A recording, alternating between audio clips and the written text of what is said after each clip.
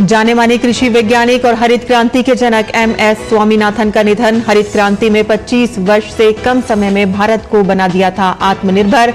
पद्मश्री, पद्म भूषण और पद्म विभूषण से किए गए थे सम्मानित। पीएम मोदी का डॉक्टर एमएस स्वामीनाथन के निधन पर दुख का इजहार। केंद्रीय कृषि मंत्री नरेंद्र सिंह तोमर ने कहा कि आज पूरी दुनिया में हो रहा है श्री अन्न का प्रचार प्रसार। कहा कि बाड़मेर का क्षेत्रीय कृषि अन्न अनुसंधान केंद्र एक नई क्रांति का करेगा सूत्रपात। किसानों व कृषि वैज्ञानिकों की तारीफ करते हुए कहा कि इनके कारण देश है खाद्यान्न, बागवानी, दुग्ध उत्पादन में अग्रणी।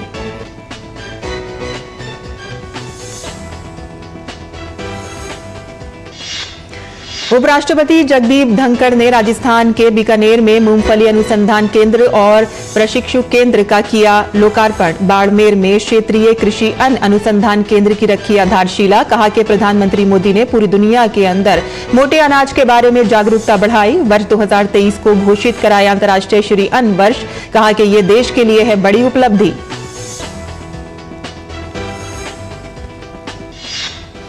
और हरियाणा सरकार का नवंबर के पहले सप्ताह में गन्ना खरीदी का काम शुरू करने का फैसला। सहकारिता मंत्री डॉक्टर बनवारी लाल ने कहा कि मिल में गन्ना लाने वाले किसानों की सुविधा के लिए मोबाइल पर संदेश भेजने की गई है व्यवस्था। कहा कि सरकार द्वारा चीनी मिलों की क्षमता और उत्पादन बढ़ाने के लिए किए जा रहे हैं प्रयास। नमस्कार, किसान समाचार में आपका स्वागत है। मैं हूं साइमा खान। अब समाचार विस्तार से। जाने माने कृषि वैज्ञानिक और हरित क्रांति के जनक एमएस स्वामीनाथन का देहांत हो गया है। आज सुबह 11:20 पर चेन्नई में उन्होंने आखिरी सांस ली। एमएस स्वामीनाथन का जन्म 7 अगस्त 1925 को तमिलनाडु के कुंभकोणम में हुआ था। एमएस स्वामीनाथन आनुवांशिक विशेषज्ञ और अंतर्राष्ट्रीय प्रशासक थे और भारत की हरित क्रांति में अपनी महत्वपूर्ण भूमिका के लिए विख्यात थे। उन्होंने 1966 में मैक्सिको के बीजों को पंजाब की घरेलू किस्मों के साथ मिश्रित करके उच्च उत्पादकता वाले गेहूं के संकर बीज विकसित किए थे। हरित क्रांति कार्यक्रम के तहत ज्यादा उपज देने वाले गेहूं और चावल के बीज गरीब किसानों के खेतों में लगाए गए थे।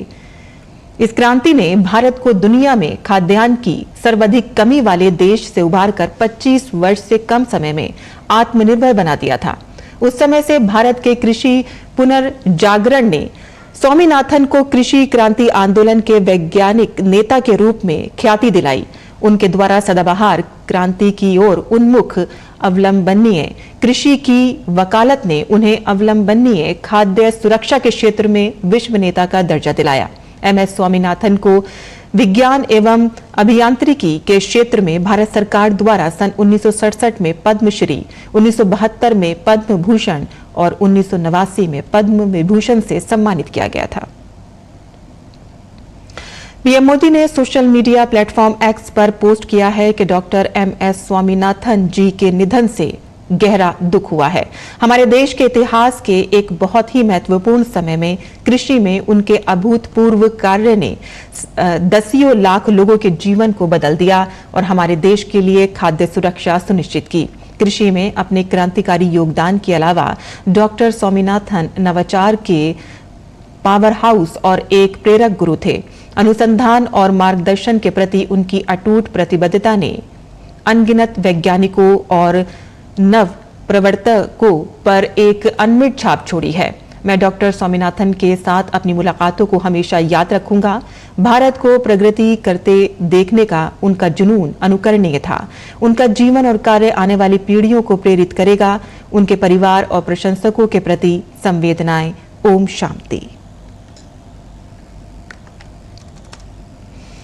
और एमएस स्वामीनाथन की पुत्री सौम्या स्वामीनाथन ने अपने पिता के योगदान को याद किया है। उन्होंने बताया है कि एमएस स्वामीनाथन किसानों के कल्याण और देश को आत्मनिर्भर बनाने को लेकर प्रयास करते रहे और साथ ही उन्होंने कहा कि कृषि में महिलाओं की महत्वपूर्ण भूमिका के लिए भी मेरे पिता ने महत्वपूर्ण काम किए। सौम्या ने कहा है कि हम उनकी 3 बेटियां हैं और हमारा प्रयास रहेगा कि हम उनकी विरासत को आगे लेकर जाएंगे। His end came very peacefully this morning. Till the end, he was committed to farmers' welfare and to the happiness and the upliftment of the poorest in society. My father had taken a lot of initiatives actually to promote women's empowerment in the work of the foundation, of the MS Swaminathan Research Foundation, but also his ideas have led to programs like the Mahila Sashktikaran Yojana. And when he was member of the Planning Commission, he was a member of the 6th Planning Commission. For the first time, there was a chapter on gender that was included and a chapter on environment. And these are two of the contributions that he is very proud of. और आइए अब एक नजर डालते हैं MS Swaminathan के कारनामों पर। 1947 में हरित क्रांति के जनक स्वामीनाथन दिल्ली आए और IARI में प्लांट ब्रीडिंग पर रिसर्च शुरू किया। 1949 में उन्होंने साइटोजेनेटिक्स से परास्नातक किया। उन्होंने अपने विषय में जीनस सोलेनम और आलू की प्रजाति पर विशेष कार्य किया। स्वामीनाथन को 84वीं बार डॉक्टरेट की मानद उपाधि से सम्मानित किया गया। इनमें से 24 उपाधियां अंतर्राष्ट्रीय संस्थानों के द्वारा दी गई हैं। उन्होंने केवल टिकाऊ कृषि के माध्यम से ही फूड सिक्योरिटी हासिल करने का लक्ष्य रखा। वो चावल के HY बीजों को तैयार करने वाले कृष्णा स्वामी रमैया राइस हाइब्रिड योजना के सदस्य थे।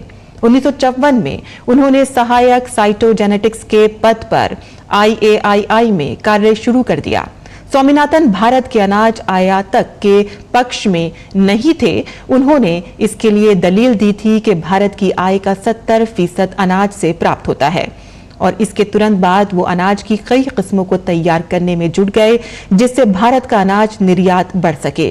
स्वामीनाथन ने 1950 और 1960 के दशक में हेक्साप्लोइड गेहूं के साइटोजेनेटिक्स पर मूलभूत अध्ययन किया।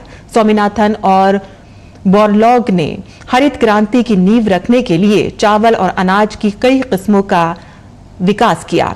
स्वामीनाथन के नेतृत्व में अंतर्राष्ट्रीय चावल अनुसंधान संस्थान IRRI में C4 कार्बन स्थिरीकरण क्षमताओं के साथ चावल की खेती करने के प्रयास शुरू किए गए, जिससे बेहतर प्रकाश संश्लेषण और जल उपयोग संभव हो सके। कृषि में स्वामीनाथन ने प्रयासों से चावल, गेहूं, चना, मक्का आदि खाद्य पदार्थों की उत्पादकता में वृद्धि हुई।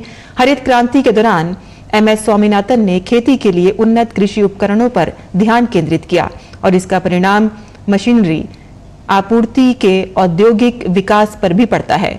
भारत के विभिन्न हिस्सों में उनके प्रदर्शनों ने ग्रामीण लोगों की धारणाओं को बदल दिया। किसानों ने नई जानकारी प्राप्त करने और उसे कृषि में लागू करने के लिए नई कृषि पद्धतियों को अपनाया है और कृषि में न्यूट्रॉन विकिरण पर 1966 में संयुक्त राज्य अमेरिका में अंतर्राष्ट्रीय परमाणु ऊर्जा एजेंसी IAEA की बैठक में दी गई स्वामीनाथन की रिपोर्ट को रूडी रेविस ने युग निर्माण के रूप में वर्णित किया है। स्वामीनाथन और उनके सहयोगियों का अध्ययन खाद्य विकिरण के लिए महत्वपूर्ण है।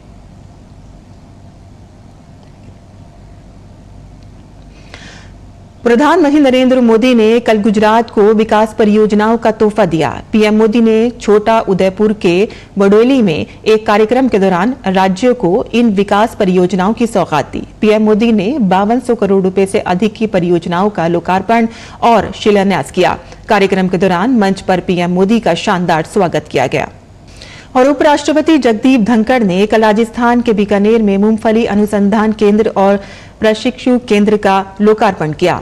भारतीय कृषि अनुसंधान परिषद की ओर से आयोजित कार्यक्रम में उपराष्ट्रपति ने कहा कि प्रधानमंत्री मोदी ने पूरी दुनिया के अंदर मोटे अनाज के बारे में जागरूकता बढ़ाकर वर्ष 2023 को अंतर्राष्ट्रीय श्री अन्न वर्ष की घोषणा की थी। ये देश के लिए एक बड़ी उपलब्धि है। उपराष्ट्रपति ने कहा कि आज हमारे देश का किसान तकनीकी रूप से इतना सक्षम हो गया है कि पीएम किसान सम्मान निधि के माध्यम से भेजी जाने वाली राशि किसान सीधे अपने बैंक खाते में प्राप्त कर रहे हैं।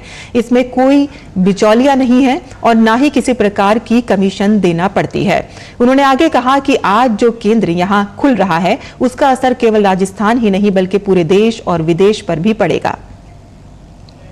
केंद्रीय कानून मंत्री अर्जुन राम मेघवाल ने कहा कि मूंगफली अनुसंधान केंद्र बीकानेर में खुलने से किसानों को काफी फायदा होगा।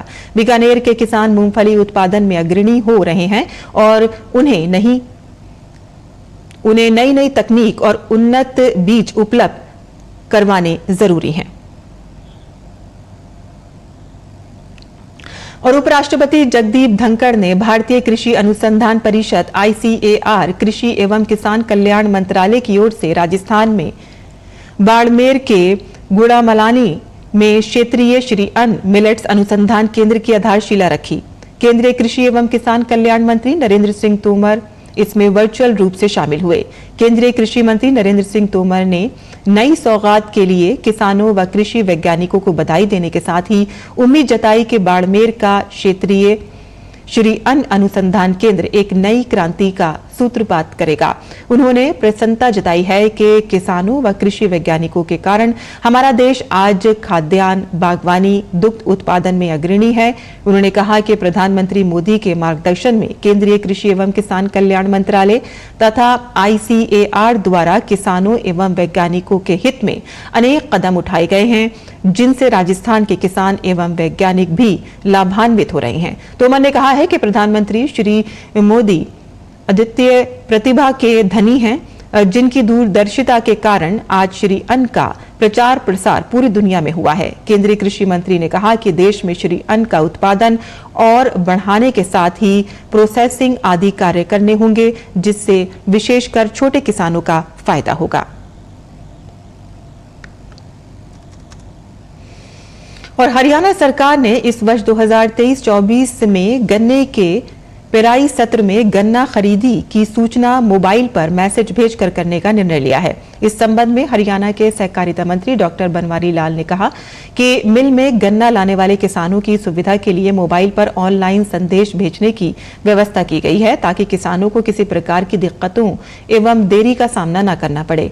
सहकारिता मंत्री ने जानकारी देते हुए बताया है कि राज्य की सभी सहकारी चीनी मिलों में नवंबर माह के पहले सप्ताह से गन्ने की पिराई का कार्य आरंभ किया जाएगा और इस वर्ष 424 लाख क्विंटल गन्ने की पिराई तथा 10% रिकवरी रेट का लक्ष्य रखा गया है। डॉक्टर बनवारी लाल ने कहा कि सरकार द्वारा चीनी मिलों की क्षमता और उत्पादन बढ़ाने के लिए प्रयास किए जा रहे हैं। और ये देश में उपभोक्ता सहकारी आंदोलन की शीर्ष संस्था भारतीय राष्ट्रीय उपभोक्ता सहकारी संघ यानी कि NCCF की नई दिल्ली में 53वीं आम सभा की बैठक हुई। इस दौरान NCCF के अध्यक्ष विशाल सिंह ने कहा कि मार्च 2023 को समाप्त वर्ष में NCCF ने 29.25 करोड़ का शुद्ध लाभ कमाया है, जो एक रिकॉर्ड है। देखते हैं OP यादव की यह खास रिपोर्ट। देश में उपभोक्ता सहकारी आंदोलन को बढ़ावा देने वाले महत्वपूर्ण संगठन के रूप में विख्यात भारतीय राष्ट्रीय उपभोक्ता सहकारी संघ यानी NCCF की राजधानी नई दिल्ली में 53वीं वार्षिक आम सभा की बैठक हुई। इस दौरान सभा को संबोधित करते हुए NCCF के अध्यक्ष विशाल सिंह ने कहा कि आप सभी की मेहनत की बदौलत मार्च 2023 को समाप्त वर्ष में NCCF ने 29.25 करोड़ का शुद्ध लाभ कमाया है, जो एक रिकॉर्ड है। हमारा जो परिश्रम रहा वो ये बताता है कि 2017-18 में हमारा जो व्यापार था वो कुल 874 करोड़ के लगभग का था और हमारा प्रॉफिट 4.53 करोड़ था। 2022-23 के अंदर जो हम लोगों ने 31 मार्च को अपना ईयर क्लोज किया है, हमारा टर्नओवर 2,811 करोड़ और हमारा प्रॉफिट 29.25 करोड़, जो आज तक के NCCF के इतिहास में सबसे अधिक रहा। इस अवसर पर NCCF की प्रबंध निदेशक एनिस जोसेफ चंद्रा ने कहा कि संस्था ने बीते 6 साल से अनवरत लाभ कमाने का सिलसिला जारी रखा है। इसी के चलते हमने 29 करोड़ का लाभ अर्जित कर 10% डिविडेंड देने का काम किया है। डिविडेंड 10% हमने बोर्ड ऑफ डायरेक्टर्स ने सजेस्ट किया था, जो AGM में अप्रूव भी हुआ है। हमारा profit, net profit after tax everything करीब 29 करोड़ हुआ है।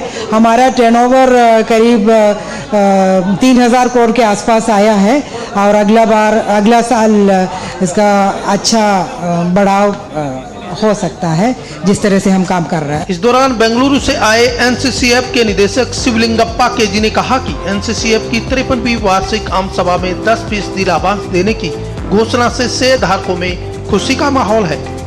260 करोड़ तक लाभ हुआ है सर, इसके लिए 10% सबको डिविडेंड दे रहा है। बहुत खुश है सर, सब लोग बहुत खुश हो गए हैं। एनसीसीएफ जनरल बॉडी में तो सब कुछ खुश हो गया। NCCF consumer item, all consumer item supply करता है sir, all consumer items like dal, rice, everything. गौरतलब है कि एनसीसीएफ की स्थापना 16 अक्टूबर 1965 को देश में उपभोक्ता सहकारी समितियों के शीर्ष निकाय के रूप में कार्य करने के लिए की गई थी।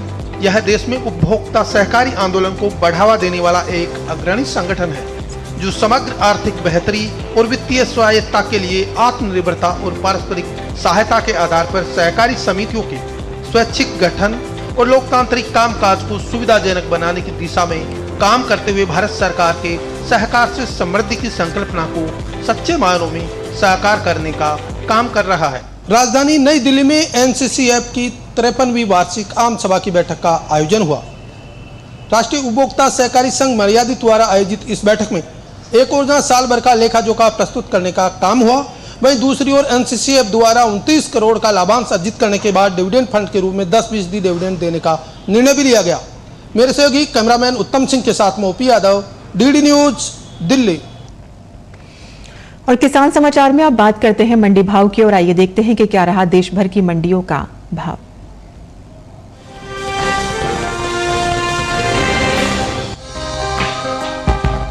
बुधवार को कृषि उपज मंडियों में सरसों का कारोबार बढ़त के साथ हुआ, जबकि कुछ मंडियों में भाव नरम भी रहे।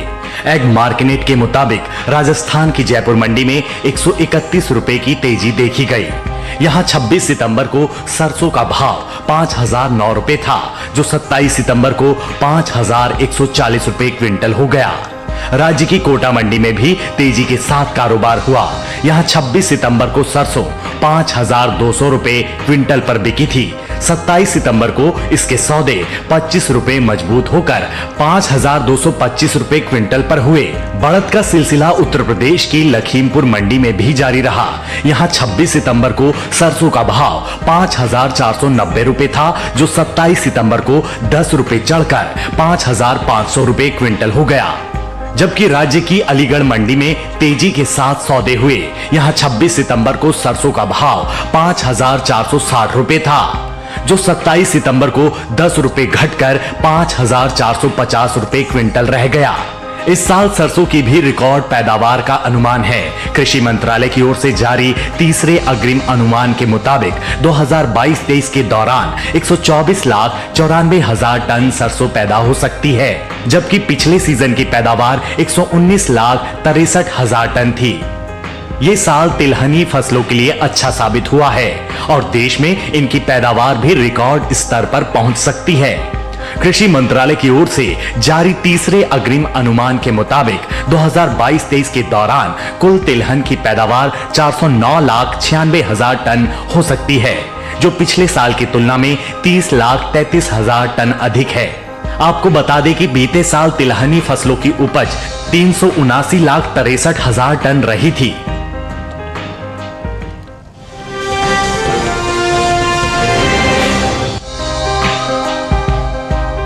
कृषि उपज मंडियों में उड़द के सौदों में मिला जुला रुख देखने को मिला है, यानी कुछ मंडियों में भाव उतरे तो कुछ में चढ़े, जबकि कहीं कहीं स्थिरता भी देखी गई। सबसे बड़ी कमजोरी गुजरात की ध्रोल मंडी में रही। यहां 26 सितंबर को उड़द का भाव 8,100 रुपए क्विंटल था। 27 सितंबर को 245 रुपए गिरकर भाव 7,855 रुपए क्विंटल पर रह गया। वहीं राजस्थान की विजयनगर मंडी में 26 सितंबर को उड़द का भाव 8,450 रुपए था, जो कि 27 सितंबर को 100 रुपए लुढ़क कर 8,350 रुपए क्विंटल रह गया। जबकि उत्तर प्रदेश की हरदोई मंडी में इस दौरान उड़द के सौदों में तेजी के साथ कारोबार हुआ। यहां 26 सितंबर को उड़द का भाव था 8,500 रुपए।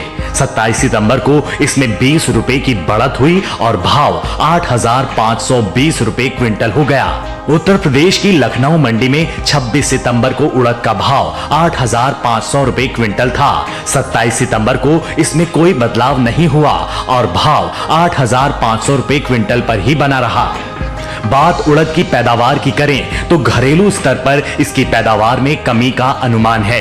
कृषि मंत्रालय की ओर से जारी तीसरे अग्रिम अनुमान के मुताबिक 2022-23 के दौरान उड़द की उपज 26,12,000 टन रहेगी, जबकि 2021-22 में ये आंकड़ा 27,76,000 टन था।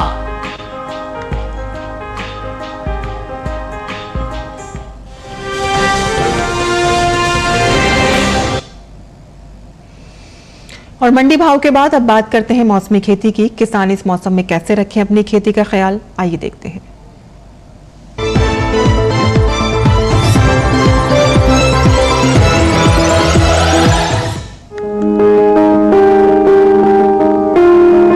तमिलनाडु के किसान धान और मूंगफली की पकी फसल की खुदाई कर लें और इन्हें सुरक्षित स्थानों पर भंडारित कर लें। तमिलनाडु में बरसात के मौसम में नारियल के पेड़ों में गैंडा भृंग होने पर इसे रोकने के लिए राइनोल्यूर फेरोमोन जाल लगाएं। तमिलनाडु में बैंगन में इस मौसम में खस्ता फफूंदी की संभावना रहती है। बैंगन के खेतों में इस घटना के नियंत्रण के लिए वेटेबल सल्फर का छिड़काव करें। तमिलनाडु में अगर करेला में फल मक्खी का संक्रमण दिखाई दे तो इसके नियंत्रण के लिए जरूरी दवाओं का छिड़काव करें। तमिलनाडु में हल्दी में पत्ती धब्बा रोग दिखाई देने पर इसकी रोकथाम के लिए आवश्यक दवाएं छिड़कें। तमिलनाडु में गन्ने के खेतों में पानी जमा ना होने दें। कर्नाटक के किसान भी अरहर के खेतों में पानी जमा ना होने दें। इसके लिए वो छोटे छोटे नाले बना लें। कर्नाटक में सूरजमुखी के पौधों में पादप रोगों के नियंत्रण के लिए इमिडाक्लोप्रिड का छिड़काव करें। कर्नाटक के किसान कपास की पकी फसल की तुड़ाई कर लें। यहाँ के किसान मौसम को देखकर ही बाजरे की फसल की आवश्यकता अनुसार सिंचाई करें। कर्नाटक में अमरूद में मिलीबग को रोकने के लिए जरूरी दवाओं का छिड़काव करें। वहीं यहाँ अनार में रस चूसक कीटों के प्रबंधन के लिए इमिडाक्लोप्रिड का स्प्रे कर लें। कर्नाटक में मक्के में फॉल आर्मी वर्म के गंभीर संक्रमण की स्थिति में जरूरी दवाओं का छिड़काव करें।